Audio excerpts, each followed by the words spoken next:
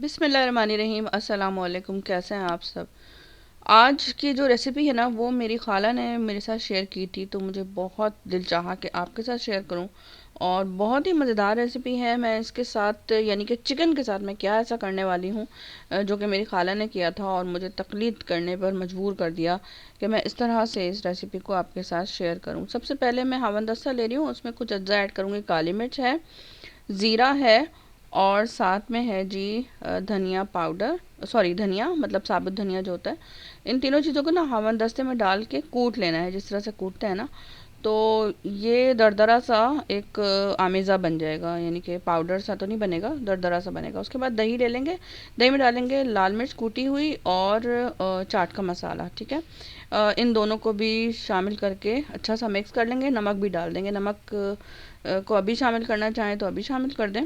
मैंने वैसे थोड़ा सा शामिल कर दिया है दही में ना। इसको मिक्स कर देंगे।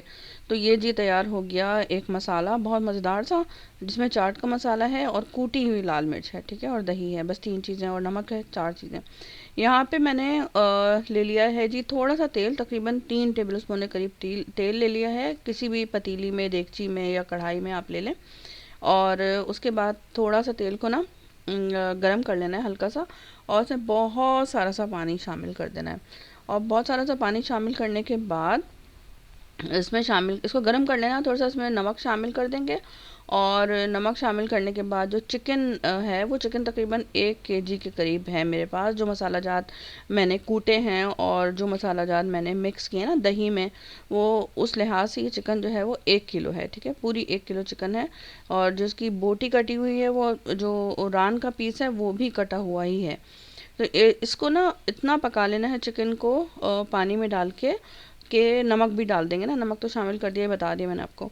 इतना मतलब पका लेना है कि चिकन गल भी जाएगी और साथ साथ जो पानी है ना, वो सारा खुश्क कर लेना है। और आपको ऐसा लगे कि चिकन जो है वो हलवा बनने वाली है या चिकन बहुत ज़्यादा गल गई है, तो पानी को आप निकाल भी सकते हैं। ठीक है, और इस तरह से भी आप कर सकते हैं, ये आपके अपने ऊपर है, आपकी अपनी मर्ज़ी है।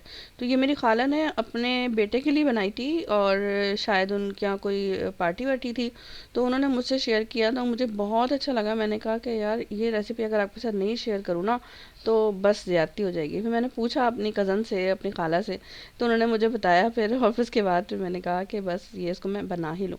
वो खाना बहुत अच्छा पकाती हैं और बहुत लजीज बनाती हैं हर खाना। तो मैंने आँख बंद करके ये रेसिपी आपके साथ शेयर कर दी है।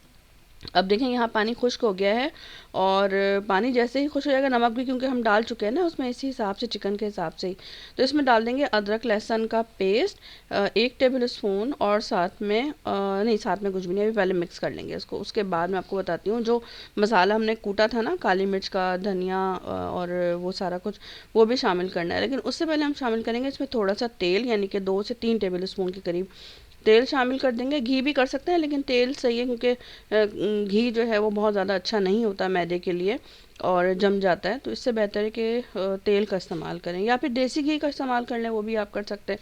अब देखें ये मसाला मैंने अब शामिल कर दिया है, जो कि है काली मिर्च कूटी हुई, साबित धनिया कूटा हुआ और ज़ीरा है। अब इसको मिक्स कर लेंगे। तो जब मुर्गी को मिक्स करेंगे ना इस मसाले के साथ, तो बहुत अच्छी खुशबू उठना शुरू हो जाएगी। अदरक लहसुन का पेस्ट भी शामिल कर दिया है।